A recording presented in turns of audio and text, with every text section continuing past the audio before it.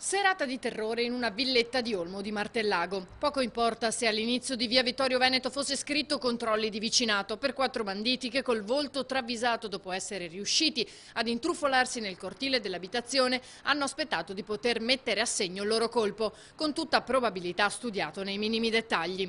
Avrebbero infatti atteso i padroni di casa, marito e moglie, al momento del loro rientro. Erano circa le 21. L'uomo, noto gioielliere di Mestre, e la donna sono arrivati con 2 auto diverse parcheggiate in 2 garage. Poi lui ha raggiunto la moglie nell'altro box e a quel punto i 4, sembra con accento dell'est, sono sbucati fuori e in poco tempo hanno legato i polsi della coppia con delle fascette di plastica, tentando anche, ma senza successo, di strappare un braccialetto alla donna. Sono riusciti invece a prendere l'orologio del gioielliere del valore di circa 200 euro. In quel momento, forse insospettita dai rumori, è giunta anche la donna di servizio, legata a sua volta.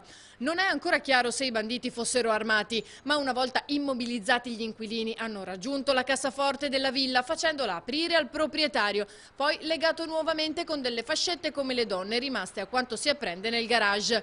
All'interno del forziere non c'era granché. A quel punto i 4 hanno preso la borsa della proprietaria e sono saliti a bordo della sua auto, una BMW, con anche le chiavi delle 2 gioiellerie.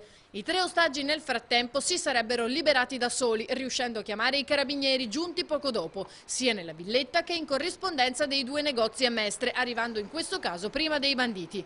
I 3 non hanno riportato ferite.